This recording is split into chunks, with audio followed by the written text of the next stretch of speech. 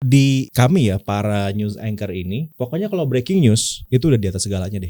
Lo lagi di rumah nih. Gue pernah breaking news, ini cerita nyata nih beneran.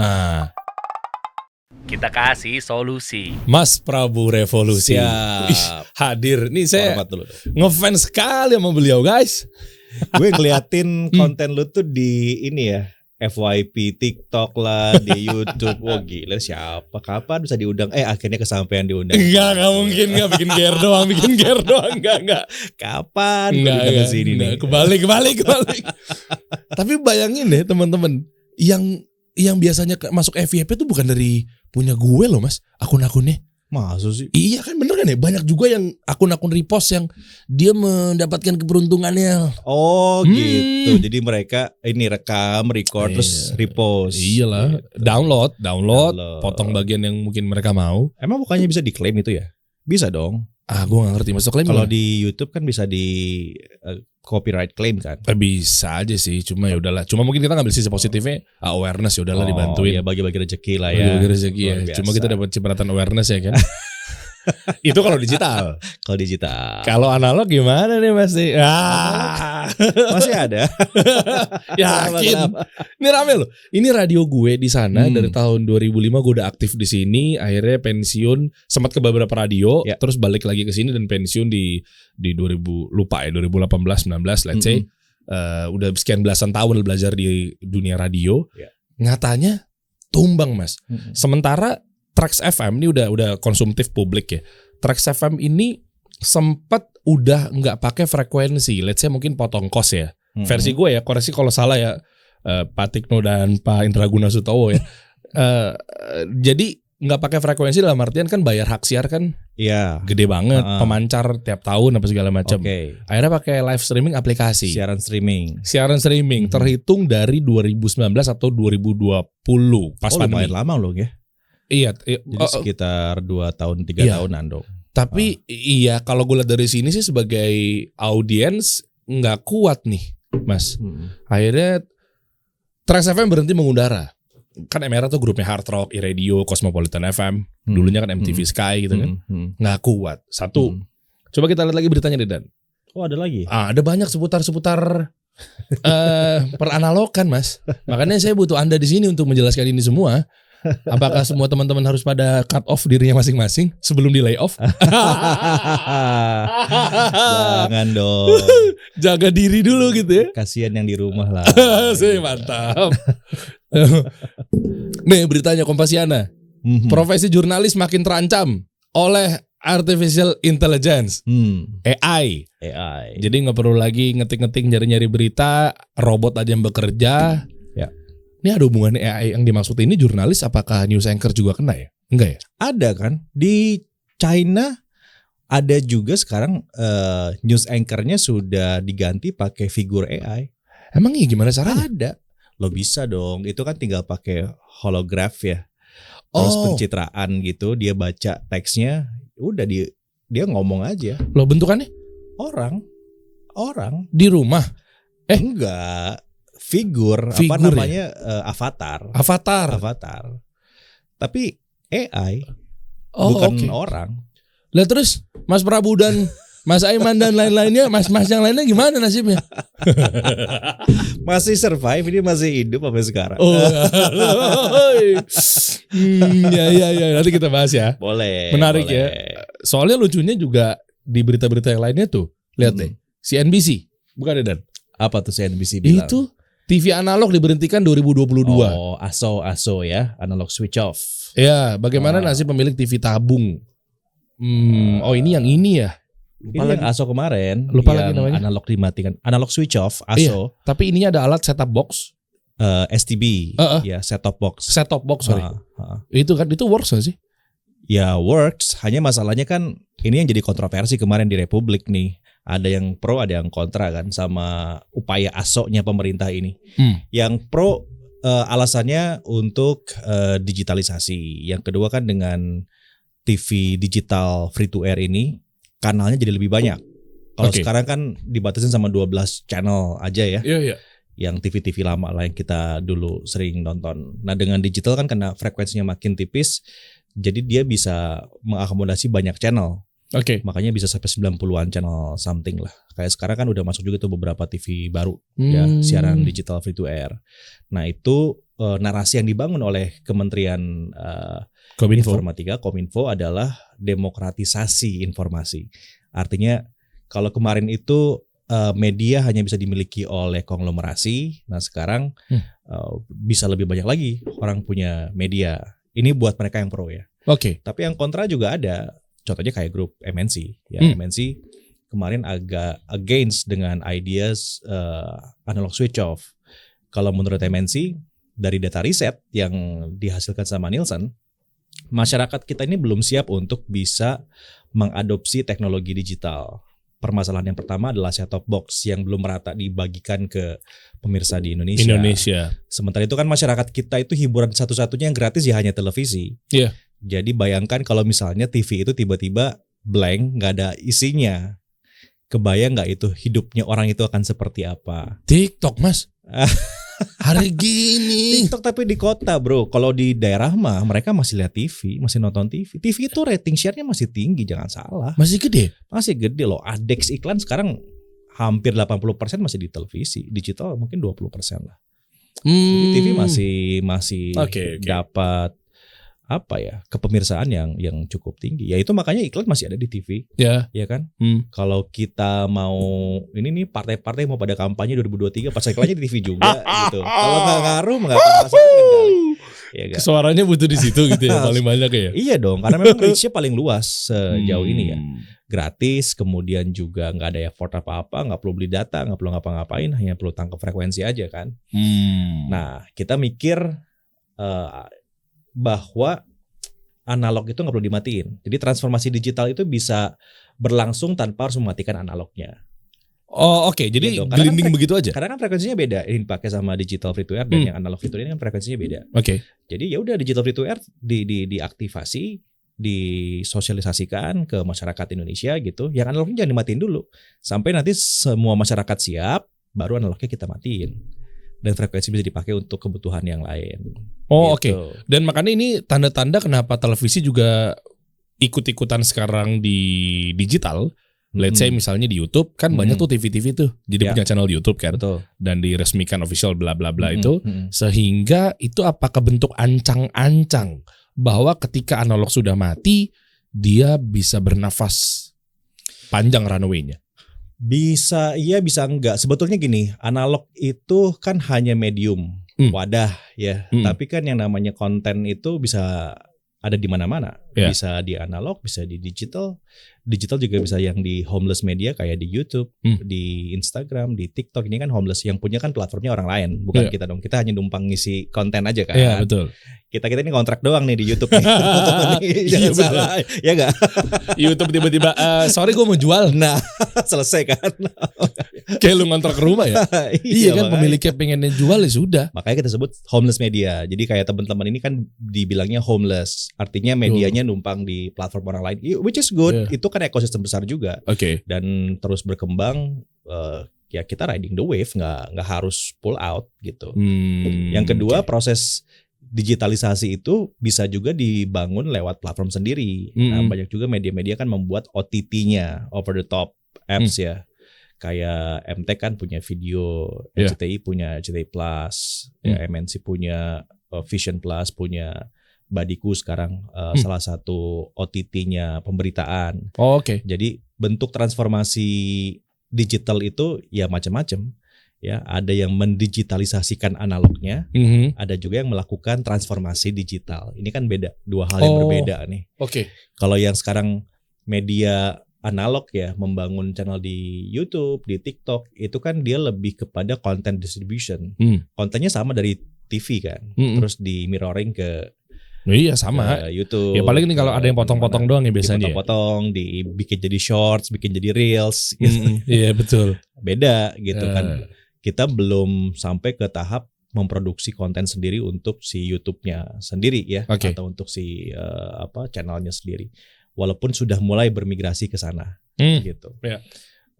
Yang kedua strateginya adalah membangun ekosistem digital sendiri. Ya, yang ini tentu lebih kompleks, tapi setidak-tidaknya kita punya wadah sendiri, punya kekuasaan sendiri. dan bisa membuat aturan sendiri juga gitu. Ini dilakukan oleh beberapa media, biasanya media-media besar sih. Ya tadi yang gue sebutin ya, MTech, MNC, Trans juga kalau nggak salah bikin juga deh. Apa namanya? Saya lupa deh namanya apa. Zaman Mas Tama dulu namanya Trans apa gitu ya, zaman Mas. Tapi sekarang saya lupa. Tapi kayaknya buat deh, Oke. Hanya nggak tahu apakah sudah launching atau enggak ya. Ya itu bentuk transformasi digital. Nah makanya gini, ini menarik nih ngomongin media. Kenapa, Mas? Perubahan media itu kan evolutif, bro. Kalau kita perhatiin ya, dari sejarahnya media berubah, itu kan media tuh artefak awalnya dinding. Ya orang kan kalau bikin teks, bikin dokumen tuh kan di dinding coret-coret gitu kan, yang jadi artefak purba lah kita bilang. Tapi kan itu media tuh dulu. Ya itu media canggih tuh di zaman dulu itu canggih banget. Oh iya, apalagi yang mau dilihat. Iya kan? Ya udah gambar-gambar dia di situ. Betul. Nah terus teknologi datang, ada masuk teknologi kertas, ya kan, ada kertas, makanya muncullah yellow journalism, muncul koran, majalah, paper, pamflet dan macam-macam. Di tahun 1910-an waktu itu kertas jadi media mainstream tuh. Ya kalau misalnya ada informasi apa gitu yang penting harus disampaikan, propaganda gitu ya. Kalau lihat dokumenternya Hitler biasanya ya, kalau teman-teman lihat itu kan propaganda disebarkan lewat pamflet. Ya, jadi lewat pamflet disebarin, dicetak, disebarkan kemana-mana. Buat masyarakat zaman dulu terima kertas isinya gambar itu, wah ini sesuatu nih gitu kan. Hitler tahun berapa ya?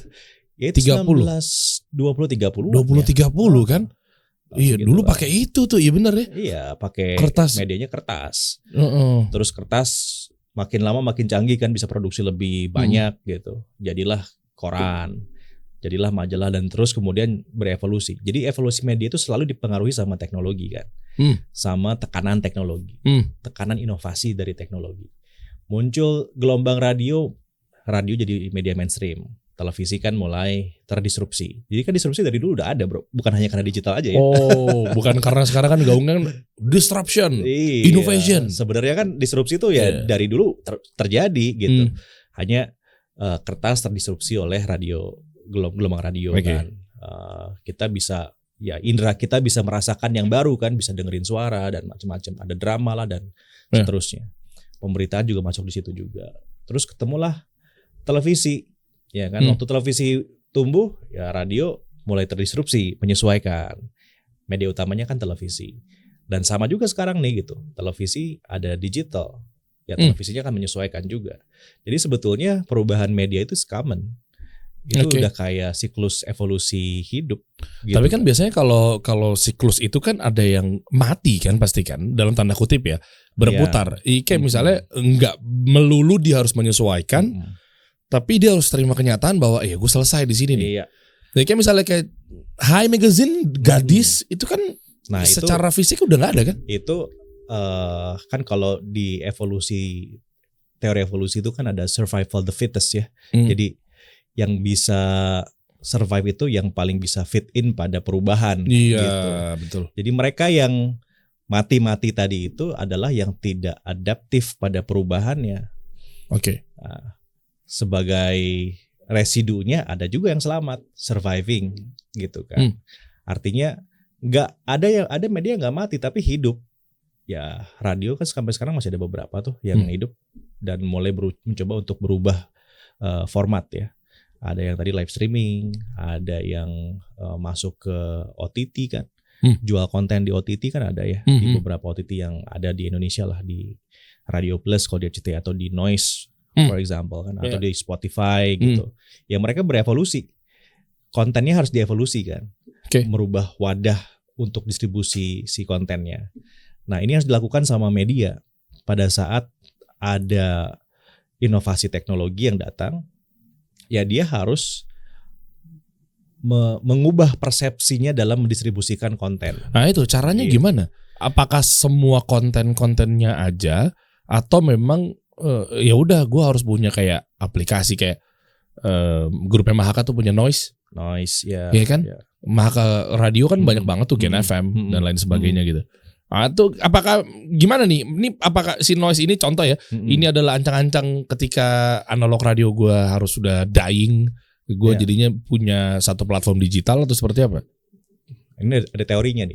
Menarik nih. Jangan-jangan disertasinya dibahas di sini nih. Dan lucunya nih, fun fact ya. Fun fact-nya adalah Mas Prabu punya disertasi digital. Iya. Tapi mencari peruntungannya Anda di analog. Oh iya, emang kenapa analog sama digital mesti keren. Kita biasa memperdebatkan yang nggak perlu diperdebatkan. Iya. Boleh. Justru sekarang gimana caranya analog sama digital itu bisa akur gitu loh, ya. Bukan di kotak-kotakin kayak gitu. Netizen kan begitu tuh. Gua anaknya ini banget begitu. Coba teorinya kayak gimana, Mas? Gini, nama teorinya mediamorphosis. Itu yang pertama kali konstruk teorinya itu Fiedler, profesor dari Amerika ya, yang dia mencoba mengamati bagaimana perubahan media dilihat dari siklus evolutif gitu. Keren. Jadi kalau dilihat gini, media itu ternyata kayak makhluk hidup. Oke. Media itu kayak makhluk hidup gitu. Dia akan lahir, tumbuh, berkembang, menjadi dewasa, mendominasi, terus kemudian akan tua. Ya saat tua ya dia akan masuk ke masa pensiun. Oke. Nah, kalau coba diperhatiin hampir semua media akan selalu mengalami siklus itu.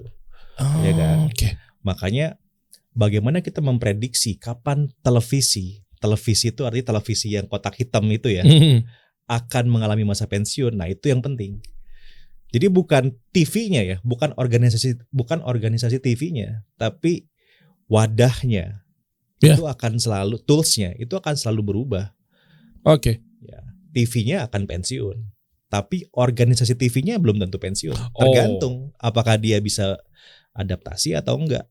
Adaptasi yang dimaksud adalah sekarang eranya digitalisasi. Artinya digitalisasi. Kotak si visualisasinya ini dipindahkan dari yang TV tabung, let's say, sekarang hadir di gadget, di sana, di gadget, ya sekarang kita bilang di YouTube, di TikTok, di OTT sendiri, yaitu proses mediamorphosis. Gitu. Oke. Nah, hanya makin lama tadi ya siklusnya kan harus turun tuh. Nah, kalau televisi itu kan cost terbesarnya adalah grid programming. Jadi produksi. Dari pagi sampai malam kan mesti ada isinya tuh TV. Gak mungkin hanya tayang pagi doang, siangnya istirahat dulu, sore ada lagi, malam kayak udah deh selesai gitu. Gak mungkin kayak gitu kan TV. Sip-sipan. Tayangannya sip-sipan. Ya kan? Kalau kita udah beli frekuensi, udah masukin udah masuk di situ ya, kita mesti ngisi gridnya tuh. Yang mahal kan ngisi gridnya, bukan produksi per program ya. Enaknya kalau kayak media homeless seperti ini di YouTube gitu, kita bikin konten sehari 3-4, besok dicicil upload sekali. Betul. Di upload hari ini, besok orang masih bisa nonton. Kan kalau TV enggak kan, tayangin hari ini, besok udah berubah tuh. Gimana caranya mau balik lagi ke sini? Nggak bisa kan. Nah, ini yang harus mulai berubah gitu. Jadi konsep produksi televisinya, kontennya yang mesti mulai dirubah oleh organisasi televisi sekarang. Makanya mesti pelan-pelan. Pertama ya dari orang-orangnya dulu nih, SDM. Karena yang paling susah dalam melakukan transformasi digital itu adalah SDM ya kan. Ini SDM yang udah bayangin aja nih, orang TV ini kan orang-orang yang mungkin 5-6 tahun lalu tuh orang yang sukses ya, jumawa gitu. Gue kerja di TV bangga banget dong. Sekarang tiba-tiba PHK sana, PHK sini kan, gimana mau jumawa coba gitu kan. Iya benar. Kan pernah mengalami kejayaan itu TV. Sampai iklan itu kan ngantrinya luar biasa gitu. Betul. TV nolak-nolakin iklan tuh dulu udah hal yang wajar gitu. Pengiklan tuh ngantri pengen ngiklan di program ini. Ya supply-nya dikit, demand-nya banyak. Nah, sekarang beda. TV-nya yang nyari-nyari iklan masukin dong gitu ya. Udah mulai beda nih gitu. Nah, orang-orang ini kan orang-orang yang sudah melakukan konsep produksi dengan gaya lama ya, dengan konvensional gitu kan. Bahwa bikin produksi itu harus besar setnya, harus ada penontonnya gitu kan. Lalu tayang setiap hari stripping gitu. Beda banget sama YouTube nih. Kalau di layar ini podcast ini kayaknya gede banget ruangan. Begitu masuk loh kok ruangnya segini doang. Anda tertipu wahai penonton. Coba putar di kameranya baru ketahuan gitu. Kelihatan tuh aja ya. Nanti kapan-kapan kita room tour ya guys. Ya. Jadi SDM-nya yang penting dirubah dulu. Nah, gimana caranya meninggalkan sisa-sisa kejayaan dulu nih dan masuk ke ekosistem baru. Ya, ruang digital yang memang harus dihadapin. Saya sih nyebutnya new media ya. Karena digital itu kan sebetulnya teknologinya. Tapi kalau bicara media apa yang basisnya digital, yaitu namanya new media. Kalau di akademik itu kita ngebaginya old media sama new media gitu. Traditional media sama new media. Tradisional itu yang konvensional TV yang pada umumnya. Nah, kita mengkategorikan yang konvensional itu yang yang analog. Gitu kan. Sementara itu yang new media itu basisnya digital. Tapi tidak semua yang digital itu new media. Emang iya? Oh iya dong. Kan otomatis itu kan ada sesuatu yang baru.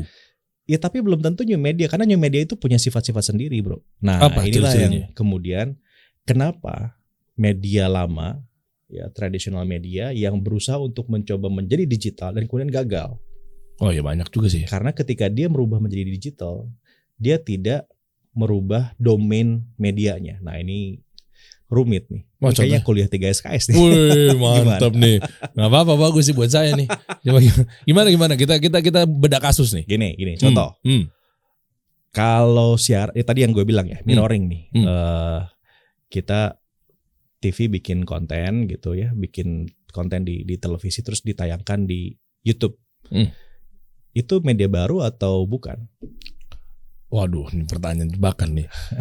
Ini kalau gue salah jawab, gue masih tetap keterima jadi news anchor kan?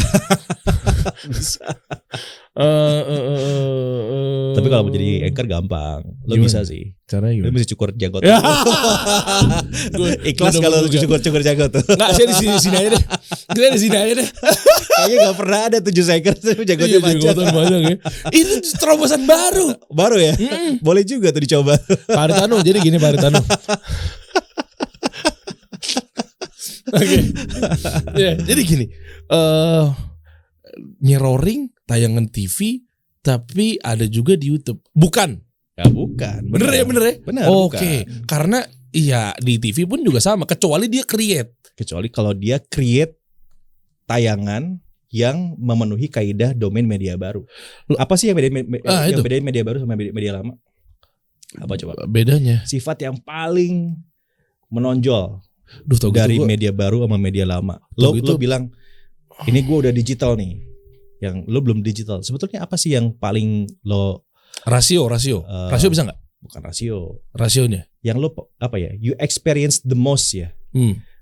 When you say that it's digital and this one is not. Iya kayak misalnya percepat pace-nya. Bukan juga. Pace sih TV juga bisa cepat. Hadir di genggaman. Ya TV itu tadi YouTube-nya bisa masuk ke handphone gue bisa buka iOS di sini. Oh iya juga. Tapi ini iOS-nya jadi new media atau bukan gitu kan? Pertanyaannya kayak gitu kan. Terus jawabannya adalah interactivity kan.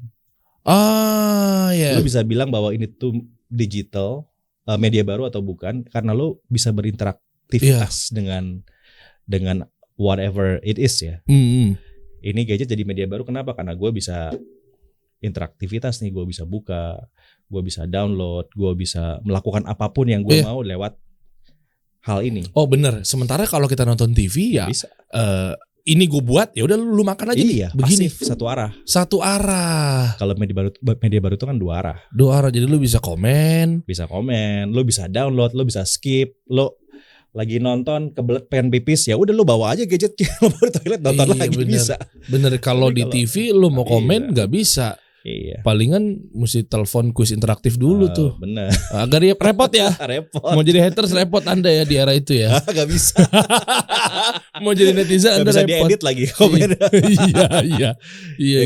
Jadi fitur yang paling membedakan antara media baru dan media lama itu adalah interactivity-nya.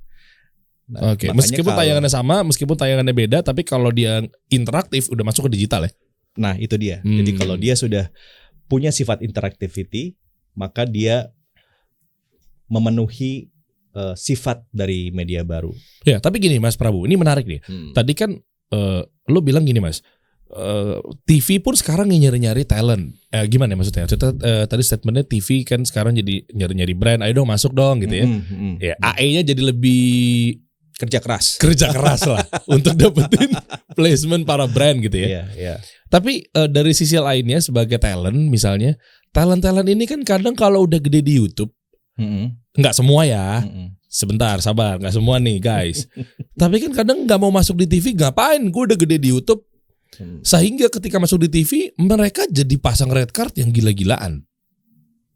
Nah, itu nyampe nggak isu ini di kalangan teman-teman media lebih khususnya mungkin yang di back end atau mungkin? Tapi itu kayaknya case-nya ini deh. Itu kasuistik deh kayaknya ya. Nggak semuanya. Nggak semua begitu. Beberapa TV sekarang ada kok program-programnya pakai YouTubers. Jalan aja. Nah ini menarik nih Mas. Dengan adanya seperti itu, stigmanya jadinya yang gue pernah dengar ya, bukan ini statement dari gue, tapi berarti TV mempansoskan dirinya gara-gara nih anak lagi gede banget di Indonesia, which is lewat channel YouTube-nya. Bukannya dari dulu juga kita begitu ya bro ya. Maksudnya pansosan itu kan nggak ada, bukan sekarang aja. Antar YouTuber aja paling saling pansos. Collab ya. Collab. Terus kenapa salahnya TV collab sama YouTube? Nah ini maksud kalau gue ngelihat kenapa sih orang harus mendikotomikan ya perbedaan antara analog dan digital. Enggak loh, ini tuh hanya beda wahana aja. Ini beda tools gitu. Teknologinya aja yang beda. Tapi orang-orang yang di dalamnya sifat-sifatnya itu sama. Iya. Iya kan? Talent di sini jadi talent, di sini jadi talent. Sama aja, enggak ada yang berbeda gitu. Tinggal permasalahan sekarang ini ya gimana caranya media-media yang sekarang sudah besar gitu ya mampu untuk beradaptasi dengan ekspektasi khalayak media baru yang berbeda. Contohnya kan gini, kalau di TV kayak gini kan nggak bisa nih, nggak laku nih. Ya di mana tempat buat penontonnya lah. Terus gue naruh sponsor sebelah mana kayak gitu kan contohnya. Iya. Enggak perlu rame, perlu ada audience, perlu ada apa biar hangat, apalah pokoknya kayak gitu kan. Nanti break setelah 5 menit lu break ya, iklan masuk. Nah, itu kan TV atau tontonannya ada tuh. Kalau media baru kan enggak. Ya, kayak kita ngobrol aja ini kayak begini nih. Enggak perlu tuh ada tiba-tiba ada insert, ada apa kayak nggak ada. Kalau TV kan nggak tuh harus ada aturan-aturan, ada SOP-nya. Tapi di YouTube juga udah ada tuh, udah mulai tuh kreator-kreator yang tiba-tiba lagi asik-asik nonton, taunya mereka built in. Karena banyak brand-brand juga pada tap in di digital. Nah ini menarik dibahas nih. Artinya apakah ini keganggu dari porsi TV ketika brand-brand itu ngiklannya kan ada yang bilang juga mendingan gue ngiklan sama YouTuber, mendingan gue iklan nama channel di YouTube si konten kreator ini karena lifetime, bisa ditonton kapan aja, ya kan, dan kena seumur hidup selagi platform itu masih hidup dan ada. Jadi sehingga ngapain gue bayar ke TV? Tapi beda sifatnya bro, brand itu kalau pinter, TV sama digital itu kan sifatnya beda tadi yang gue bilang ya. Kalau di digital beriklan di sini nih. Maka yang akan nonton adalah orang-orang yang punya attachment sama yang punya channel. Jadi dia akan beriklan di ruang yang sama gitu. Sementara itu kan kalau TV jualannya reach. Jadi yang diperlukan, yang bisa didapatkan dari TV adalah gimana brand itu bisa dikenal oleh orang yang di luar reach-nya dia, di luar komunitasnya dia. Kalau YouTube tadi dipotong nggak sengaja pas dapat placement brand itu terus tiba-tiba viral, nyampe juga nggak? Ya harus viral dong kalau gitu kan. Effortnya gede ya kan, nggak semua konten. Sekarang rasionya dari 1000 konten berapa sih yang viral? Viral ya, bisa dihitung lah ya. Resikonya gede juga. Mungkin salah satu yang bikin digital itu cukup menarik buat advertisers adalah bayarnya kan bisa per views gitu ya. Viewsnya berapa ya gue bayarnya segitu. Jadi real time lah ya. Juga ya. Kalau TV kan enggak gitu. Hanya purpose-nya beda sekarang ya, dengan teknologi yang berkembang, akhirnya pengiklan juga jadi berubah behaviornya, perilakunya gitu. Mereka akan pasang iklan di TV untuk pengenalan ya, untuk branding, karena yang dia butuhin kan exposure dan macam-macam. Sementara itu kalau di digital kan lebih ke attachment gitu. Bahwa gue si podcaster ini pakai produk ini, maka gue sebagai fansnya gue akan pakai juga gitu kan. Jadi lebih ke lebih touchy gitu. Rasanya sekarang ke arah situ ya perilaku pengiklan. Mungkin akan berubah 2-3 tahun ke depan ya dengan televisi ya, teknologi televisi makin tadi ya masa pensiunnya udah di hadapan mata gitu. Nah pasti ini kan berubah lagi pola advertiser, pola konten dan semacamnya gitu. Ya berarti tergantung ekosistem ya Mas ya. Pasti. Misalnya nanti nggak tahu di tahun 2030, 2040 misalnya ekosistemnya begini, mau nggak mau ngikut lagi kan begitu ya? Pasti dan ada banyak kajian yang bilang bahkan termasuk Bill Gates ya, bahwa ini digitalisasi sekarang ini baru awal, it's the beginning ya. Ini bisa mungkin 20 years from now akan berubah wajahnya. Dan sekarang kan kita udah ngerasain nih, mulai ada yang namanya metaverse lah, ada yang namanya hybrid lah dan macam-macam gitu. Ini kan baru pengenalan doang. Sekarang kita masih bilang metaverse apaan sih gitu. Ya hype-nya aja yang kita dengerin kan. Hybrid apaan sih? Ya itu sama kayak dulu kita buka internet. Friendster apaan sih ini? Iya bener ya. Nah tapi ini kan sekarang semuanya pakai gitu. Dibahas juga ya ketika Friendster muncul lebih dini, tapi market belum siap, akhirnya tumbang juga. Nah, itu harus dihitung juga ya. Opportunity cost tuh mesti dihitung. Jadi gimana caranya atau kapan timing ya kita betul-betul all out di wahana yang baru gitu, di ruang bermain yang baru. Karena ini kan kita migrasi ya sebenarnya ya. Kita kan migrasi nih. Media ini kan migrasi dari yang lama ke yang baru. Nah kan migrasi kan nggak bisa langsung ujuk-ujuk rumah-rumahnya lo bongkar terus lo pindahin ke situ kan. Itu. Lo beli dulu couplingnya nih di media baru. Iya. Oh udah oke nih, harganya udah naik. Oke masukin sekarang rumahnya bikin gitu kan pelan-pelan. Iya benar. Semuanya juga. Nah Mark Zuckerberg berarti salah timing nggak tuh menurut Mas Parbu? Contoh misalnya dia kan bangkrut tuh berapa dan 500 triliun nih. Bangkrut sih enggak ya. Bukan bangkrut maksudnya duit lah. Itu pun juga mungkin bukan duit dia juga ya. Bukan duit. Tahu sih, tanya aja sama si Mark. Aku WhatsApp belum tadi. Iya, maksudnya ya mungkin ada kehilangan duit segitu kan. Artinya dia terlalu dini muncul apa gimana? Kayak gue baca deh di Twitternya dia juga bilang kalau dia salah kalkulasi ya terkait metaverse dan turunannya itu gitu. Jadi all his or Meta's budget of research-nya itu kan betul-betul diarahin ke situ semua kan. Ternyata kan memang marketnya belum siap juga. Kenapa marketnya belum siap? Infrastrukturnya belum ada. Lo sekarang main metaverse pakai 4G emang bisa? Oh iya. Kan metaverse mah kudu 5G minimal. 5G startnya. Sekarang di Indonesia 5G di daerah mana sih? Kayaknya kalau lewat Tamrin aja tuh jadi 5G itu. Oh iya betul. Cibubur kesini kok jadi 4G lagi. Cibubur ada loh. Ada ya 5G. Ada. Tapi mesti pakai ini sih kayak Bisnet gitu, provider baru jadi infrastrukturnya belum siap gitu. Jadi perlu perhitungan yang pas ya untuk bisa beralih sepenuhnya ke teknologi baru gitu. Dan mengomentari ya banyaknya startup yang PHK sekarang juga gue pikir sih rasanya di situ ya. Jadi kalkulasi di awal yang mismatch, melihat market belum siap, lalu uang kebakar udah cukup banyak gitu. At the end kan yang namanya bisnis adalah tentang cash flow. Walaupun ya ada yang namanya valuation game, ya lo ngevaluasi bisnis lo gitu fundraising ya. But in the end ya bisnis adalah cash flow. Iya nggak sih? Iya betul. Akhirnya kan ke situ-situ juga. Karena cash is king. Cash is king. At the end ya. Iya, lo mau bisnisnya nggak profit tapi lo punya cash masih bisa bertahan dari sudut pandang bisnis. Ngevaluasi pun kan harus pintar tuh. Gue bukan ahlinya ya, tapi ya gue dengar dari banyak expert yang ya divisi lah dan macam-macam gitu. Ngevaluasi juga nggak boleh kecepatan gitu. Waktu lu ngevaluasi pertama seri A lah gitu ya. Marketnya lu mesti bikin dulu kan, beresin gitu. Lu baru bisa dapetin lagi. Justru kalau misalnya lu udah rising fund, sementara di sininya masih boncos nih, mestinya lu nggak boleh rising duluan kan. Karena kan ini bakal tutup gali lubang gitu. Ya, cuma kan venture capital kan juga dia nggak mau kalau profit. Dia harus buru-buru market leader biar valuasinya makin kenceng. biar harapan ke exit itu jadi lebih cepat. Makanya kan kadang kan kayak tadi misalnya bakar gitu, itu gimana tuh? Ya, gue sih bukan tim itu ya. Gue boleh dong. Iya, boleh. Gue kayaknya bukan tim itu deh. Maksudnya gini, gue bukan against valuation game ya, dan banyak bisnis-bisnis gede yang sekarang ya besar lah ya, dan kita juga amazed dengan pertumbuhannya.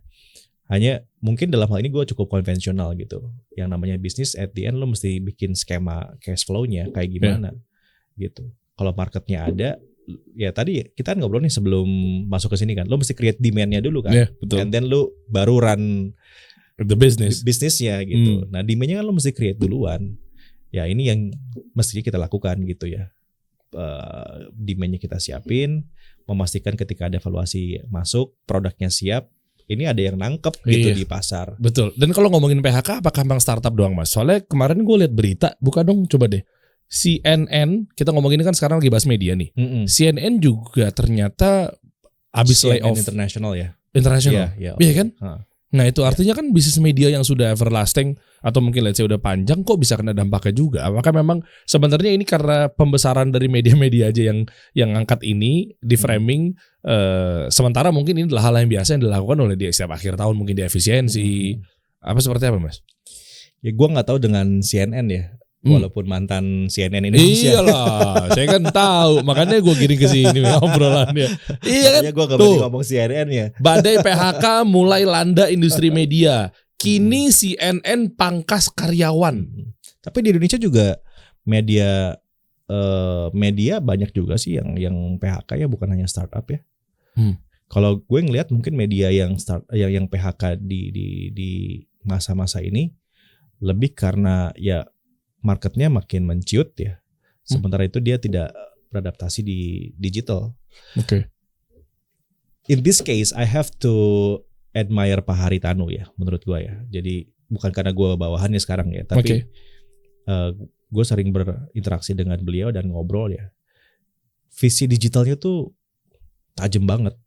Makanya sekarang MNC jor-joran ya di investasi digital. Betul juga. Ya, karena dia tahu, sering bicara sama kita gitu, kalau bahwa pada akhirnya ini akan menuju ke digital nih. Kita mesti siap nih ke arah situ gitu kan. Makanya berbagai bisnis-bisnisnya dia kan dibenahi itu model bisnisnya gitu. Termasuk bahkan TV-nya dibenahi. Dan menariknya ya, MNC itu nggak ada PHK nih selama bahkan pandemi kemarin. Oh ya? Ya nggak ada PHK. Wow. Ya alhamdulillah ya, maksudnya gue ngelihatnya ya beliau begitu cekatan gitu untuk ngelihat ini ada disrupsi, tapi gue nggak boleh terlalu cepat juga ngambil opportunity-nya. Mesti gue siapin dulu ininya, yang ini bisa di merger, bisa di apa, kayak Pak Erick Thohir lah kemarin di BUMN kan. 100 sekian BUMN, wah ini kayaknya nggak nguntungin, merger gitu kan. Keren. Begitu merger itu Pelindo jadi pelabuhan terbesar di dunia gitu. Yang sebelumnya kalau dipisah-pisah jadi kecil. Ya jadi lebih ramping, lebih lean lah kalau digabung-gabungin. Itu kan dilakukan sama Pak ET juga. Makanya Pak Hari juga melakukan hal itu di bisnis medianya beliau ya. Jadi organisasi media itu sama dia diintegrasikan gitu. Memang di ramping, tapi jalannya bareng-bareng jadinya gitu. So waktu itu pernah di SMN deh, Star Media Nusantara tuh. Zaman-zaman VJ MTV dulu tuh sama Boy William. Kan masuk di SMN sama Bu Buliana. Adiknya Ibu Liliana ya. Ya kan? Ke situ tuh kan. Sempat ngobrol-ngobrol juga, maksudnya clear banget. Kita nih harus begini, kita harus begini. Apalagi waktu itu kan license MTV kan.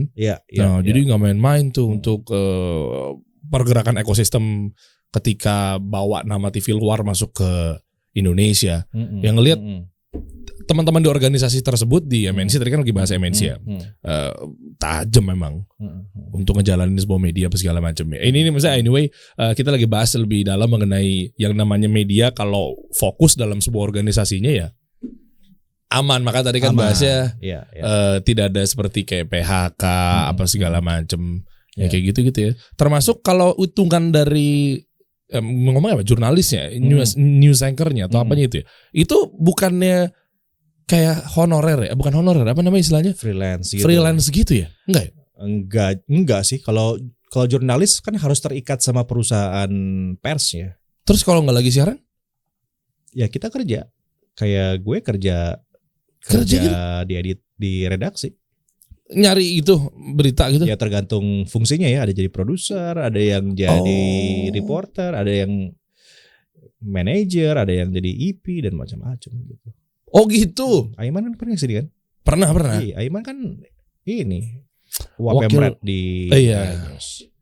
Jadi siaran. Setelah selesai siaran dia benah-benahin redaksi itu. Makanya waktu mana habis syuting kalau nggak salah malam balik lagi tuh. Iya langsung lagi. Okay. Balik lagi, saya mau ikut nggak boleh katanya. Anda belum terdaftar. Oh iya. Tapi kalau jadi wartawan memang harus terdaftar di perusahaan persnya. Nah ini juga sebetulnya sesuatu yang harusnya mulai dipikirkan oleh Dewan Pers sebagai contoh. Karena kan citizen journalist sekarang makin tumbuh dengan adanya platform social media. Jadi kalau wartawan mau independen itu gimana ya? Perlindungannya. Kan kalau pers itu kan dilindungi oleh undang-undang kan. Ya kita kalau memenuhi semua klausal jadi seorang wartawan tuh ya kita dilindungi sama undang-undang gitu. Salah satu syaratnya adalah mesti terdaftar di perusahaan pers yang terdaftar di Dewan Pers gitu kan. Kalau perusahaannya nggak terdaftar di pers, Dewan Pers. Pertanyaan. Kalau dulu kan memang itu hal yang common, yang namanya pers pasti punya perusahaan media. Kalau sekarang kan ya banyak independent jurnalis. Ya banyak beberapa teman gue juga udah keluar dari media dan jadi independent jurnalis ya. Nah kalau independent jurnalis lalu siapa yang mau melindungi? Nah itu gimana? Jadi ya ini lagi asosiasikan ya, kalau gitu. Di YouTube ini ayo kita gerakan. Geri. Kita viralkan gitu. Iya. Harus mulai dipikirkan landingnya kayak gimana nih teman-teman jurnalis yang mau membangun medianya sendiri gitu kan. Di media baru lah ya. Apakah itu di YouTube, di TikTok dan macam-macam. Ini kan kayak lu sekarang gini kan lu tanya-tanya gue kan. Lu jurnalis atau bukan sih? Nah, itu kan sebenarnya menarik buat dibahas nih. Deddy Corbuzier itu jurnalis atau bukan sih? Gitu. Jadi beda nih batas-batasnya. Kalau dulu kan jelas gitu.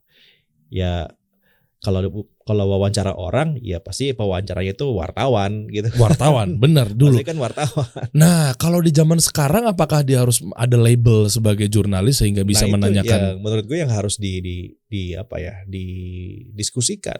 Karena gini juga mungkin kalau ini topiknya menurut gue inspiratif. Jadi nggak banyak kontroversi. Tapi kalau dia ada di satu konten yang kontroversial, kan kalau jurnalis itu ada do and don'ts ya. Kita punya etika jurnalistik, nggak boleh begini, nggak boleh begitu, harus begini, harus begitu. Itu kan ada aturan-aturannya tuh. Dan itu ada di seluruh dunia ya. Ini bukan aturan Indonesia. Maksudnya all over the world itu ada journalism ethics gitu. Yang kita pegang, yang membuat kita bangga sebagai wartawan. Gue pegang nih gitu etika ini. Nah teman-teman podcaster, teman-teman citizen journalist gitu, gue sih mendorong ya untuk menjadi jurnalis gitu. Tapi prosesnya harus jalanin. Nah prosesnya ini yang menurut gue harus didefinisikan secara lebih lugas ya oleh teman-teman yang sekarang ada di Dewan Pers. Mereka harus melihat juga ini bagaimana perkembangan pers saat ini ya, yang nggak hanya tentang media besar gitu. Ada juga media-media kecil yang bentuknya adalah jurnalisme, melakukan pekerjaan jurnalistik. Ya kayak sekarang ini kan pekerjaan jurnalistik. Kan lo sedang mengerjakan pekerjaan jurnalistik sebenarnya kan. Tapi pertanyaan ini medianya ke Dewan Pers di ini nggak di. Nah, ayo dong dorong dong. Betul ya harusnya semuanya kita bantu teman-teman yang lainnya kita dorong apa segala macam. Sesuai tadi Mas Prabu bilang artinya jadinya ini betul-betul jelas, clear. Jelas, penting. Masyarakat juga akhirnya kan tahu konten mana yang bisa gua tonton, mana yang nggak bisa gua tonton gitu. Oh, atau kalau gua tonton konten ini dia belum terdaftar nih di, atau mungkin nggak usah daftar ya. Daftar tuh kan sounds too bureaucratical ya. Ini kayaknya wartawannya atau ini bukan wartawan deh gitu belum kan. Belum proven gitu ya, atau belum cek blue apa namanya? Centang biru gitu kan wartawan. Iya. Berarti gue harus sedikit hati-hati nih konsumsi konten ini. At least kan ada tanda itu kan. Keren. Gitu. Itu penting menurut gue gitu. Jadi podcast yang menurut Dewan Pers itu ini oke gitu, dikasih label. Mungkin sama YouTube lah, sama siapa kita. Dan itu harusnya open, terbuka buat siapa aja bisa dapetin selama memenuhi ya beberapa conditions. Ya. Saya tahu caranya. Gimana? Mungkin di tahun-tahun tertentu atau dalam waktu dekat yang tahun-tahun panas ini, kita sepakat dukung Mas Prabu Revolusi menjadi Menteri Komunikasi. Kemeja udah siap. Tinggal dipanggil aja. Baju putih udah dipakai. Bener juga nih. Iya bener udah siap ya. Padahal baru di kantor. Iya. Apalagi kemarin habis dari staff sus kayaknya akan lebih mudah lagi. Keren. Tapi kalau berbicara mengenai jurnalis apa segala macam, ini yang mungkin teman-teman juga penasaran. Gimana sih cara jadi jurnalis, news anchor, apapun itulah, mindsetnya pengennya mungkin tampil. Let's say kan banyak public speaker yang secara independen ya, yang bahkan dia juga mungkin buka kelas, mungkin buka apa segala macam. Gue nemuinnya banyak banget tuh Mas di Instagram tuh, macem-macem. Ternyata dia juga tersertifikasi apa segala macam. Cuma mungkin dia kepentok satu dan lain hal gitu ya, mungkin dia nggak tahu jalurnya, mungkin atau jangan-jangan narasi yang dia bawa juga sebenarnya belum mewakili para jurnalis sehingga mungkin udah dia belum confirm di jurnalistik gitu ya. Artinya gimana sih tips and triknya? Simple aja dari dasar buat teman-teman yang pengen jadi dia pembawa berita lah. Kalau pembawa berita sih yang nongol di TV itu ya, setahu gue mostly berasal dari orang lapangan ya, jurnalis lapangan. Harus dari situ dulu? Ya gue dari situ, seenggaknya Aiman dari situ. Najwa dari situ juga. Lo bisa browsing liputan Najwa dulu kan di lapangan banyak banget. Aiman juga begitu juga. Siapa lagi ya? Arif Suditomo, Desi Anwar, semuanya orang lapangan. Bayu Setiono orang lapangan. Pernah liputan bareng bahkan. Mas Andromeda ya? TV One. Iya orang lapangan juga. Ya. Orang-orang itu berasal dari lapangan gitu. Yang matang di lapangan kemudian punya meja siaran pada akhirnya. Karena ada yang kita sebut news judgment. Ini penting sih dalam bawain berita ya. Jadi bagaimana secara instinktif ya kita sebagai wartawan itu melihat bahwa ini berita harus gue tayangkan ke pemirsa atau enggak. Wah itu yang level udah di level-level tertentu tuh. Iya, yang bisa decide itu. Makanya gue termasuk orang yang nggak setuju orang baru terjun di lapangan 2-3 bulan terus langsung naik ke layar. Maaf ya Mas, saya pamit undur diri dulu teman-teman. Ini saya tahu pasti buat saya. Kalau saya mau coba pembenaran nih, kalau dari radio announcer gitu boleh nggak tuh Mas? Bisa sih. Bisa ya? Bisa. Asalkan habis siaran ke lapangan dulu. Saya di dalam ruangan sih. Nah, kenapa harus lapangan gitu loh? Maksudnya kan sama. Lo lapangan kan tinggal itu apa ya? Hutan belantara berita yang lo harus masuk ke situ. Kenapa takut di metal-metalin dari anak bocah di belakang kamera? Karena apa gimana sih? Begitu lo ke lapangan, lo ngeliatin apa ya? Lo ketemu sama spektrum berita ya, dari yang gak penting sampai yang penting banget ada di situ. Lo ketemu sampai tukang, sampai presiden ya di situ di lapangan gitu. Oh, maksudnya arti dari lapangan ini tuh itu luas banget. Jadi lo kalau belum siap bahaya nih. Bahaya. Open mic. Dan gini, penonton ini ada penelitian ya. Penonton itu kalau sudah melihat berita cenderung percaya. Jadi satu arah yang namanya teori jarum suntik gitu ya. Jadi kalau lu lihat berita nih, muncul di layar TV berita, ada news anchor bawain berita, lu udah ini benar nih. Ya enggak? Karena lu percaya kan ada CG-nya, apa grafik, orangnya pakai jas gitu kan bawain berita. Iya lagi. Bener nih. Terus kalau berita yang bawain salah gimana? Wah, itu satu society bakal rusak tuh. Ya kan? Lu pernah inget kan kasus bukan kasus lain, ini peristiwa nggak perlu kita tutupin, tapi memang it happened anyway ya di dunia jurnalistik kita. Apa tuh? Pada saat pemilu, yang satu klaim yang ini menang, yang satu klaimnya menang, yang ini menang. Kebayang nggak lo gimana tuh masyarakat tuh seperti apa? Dan ya residunya sampai sekarang masih ke bawah kan? Iya sih. Itu kan berarti salah orang yang kepedeannya. Siapa suruh? Lah kan media cuma ngeliput, Mas.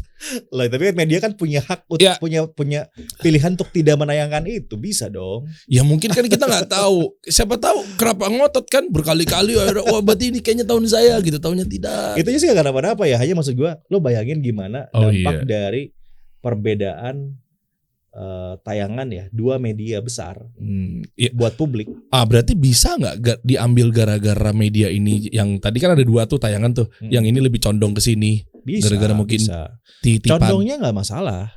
Condongnya tuh tidak masalah. Media tuh bahkan harus independen ya, bukan netral ya. Media tuh harus independen. Media tuh harus berada di tempat yang dia percayai benar.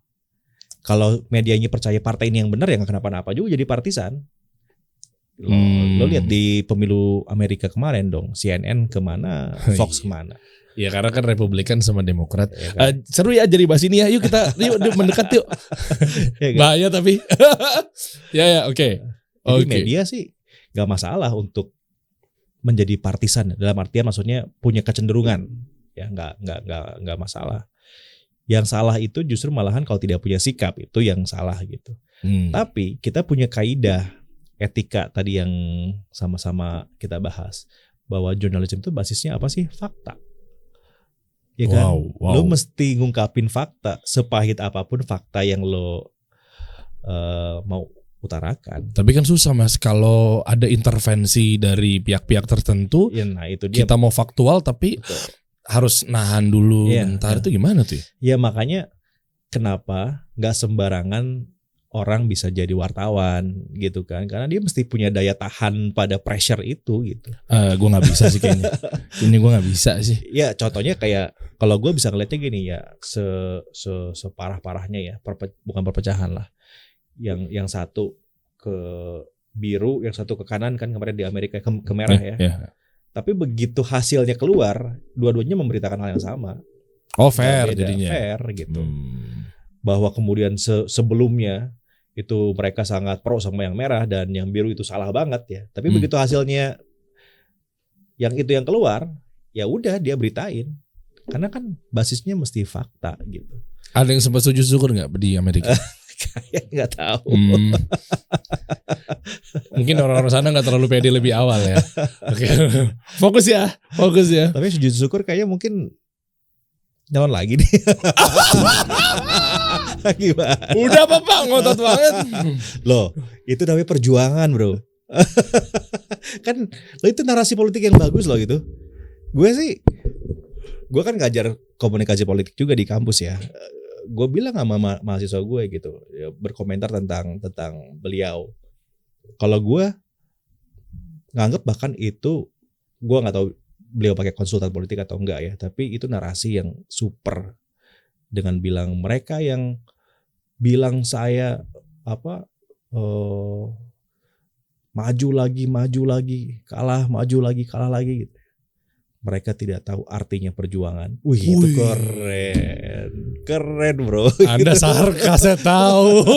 Itu bagus. Gue sih nggak beneran bagus. Maksudnya objectively ya. Oh, objektif. Gue bicara sebagai pengajar ilmu komunikasi politik. Buat gue itu narasi bagus. Di luar benar atau nggak benar, itu gue nggak ngomong itu. Itu di kan luar referensi. Figurnya siapa sama siapa. Iya. Gitu ya.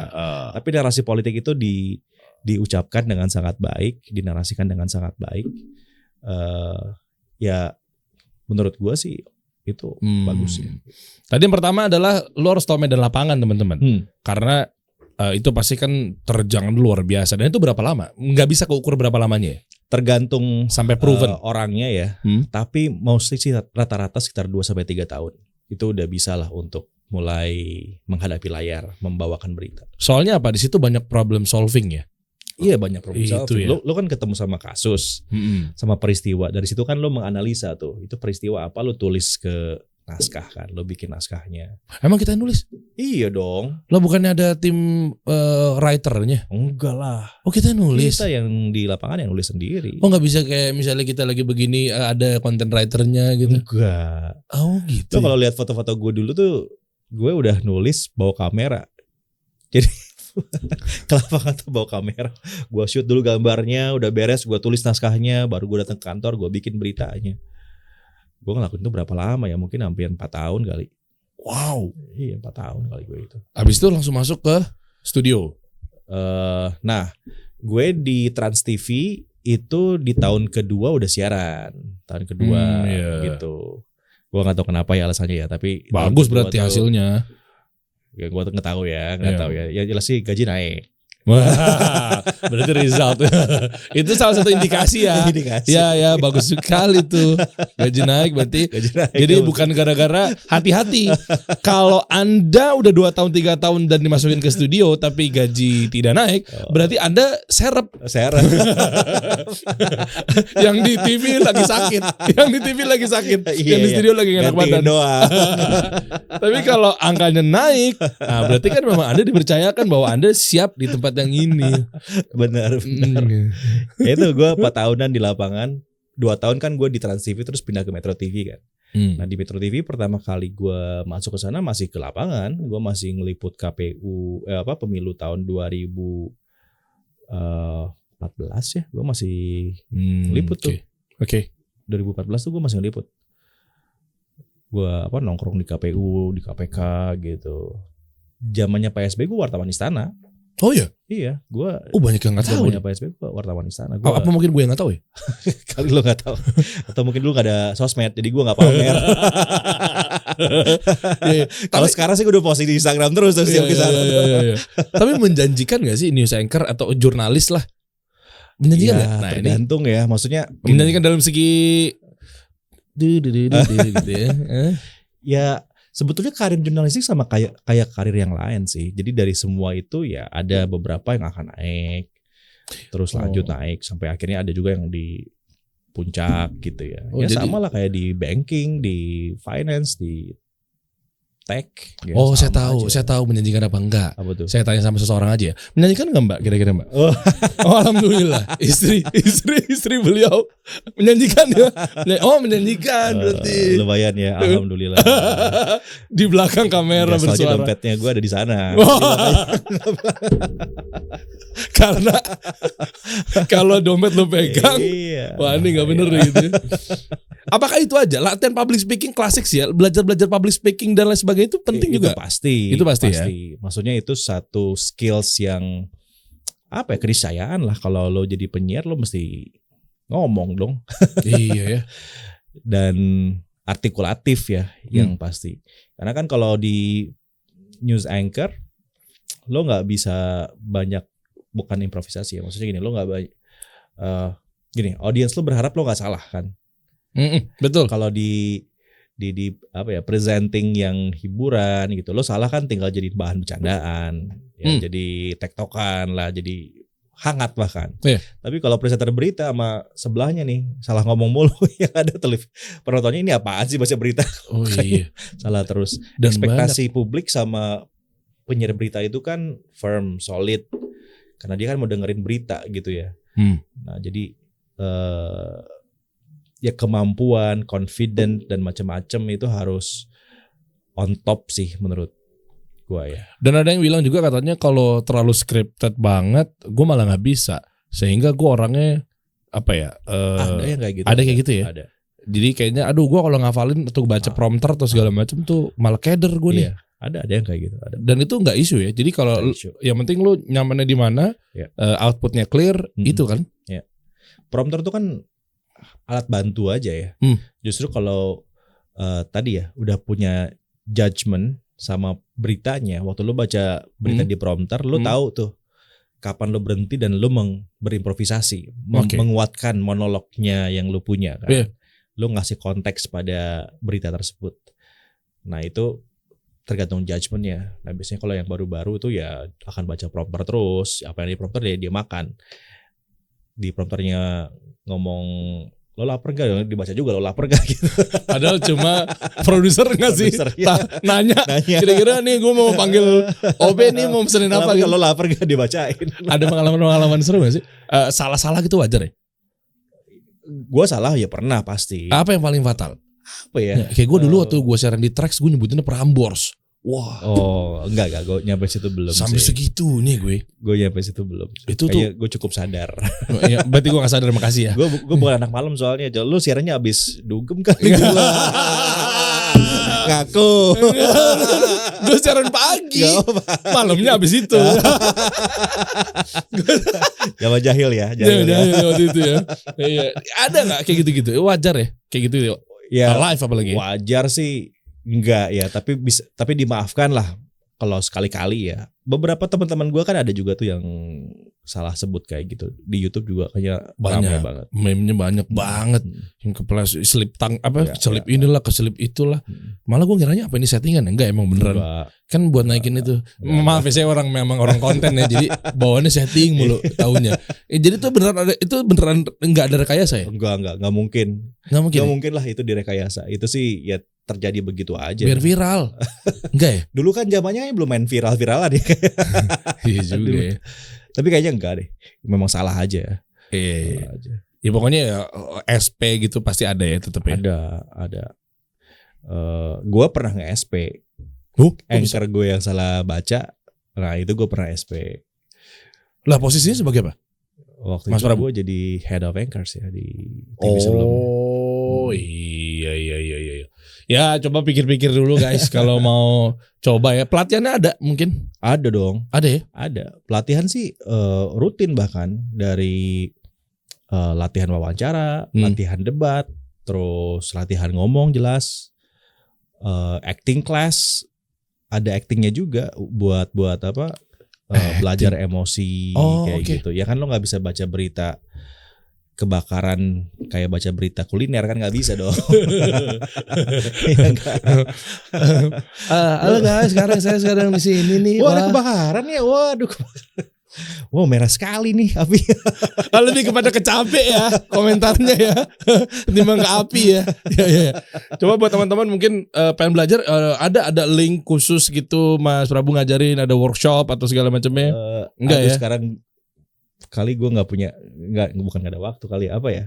Ajarin dong mas adik-adiknya. Kenapa emang ada apa? Sibuk banget ya? Serius sibuk banget? Ketemunya malam ini aja. Golah.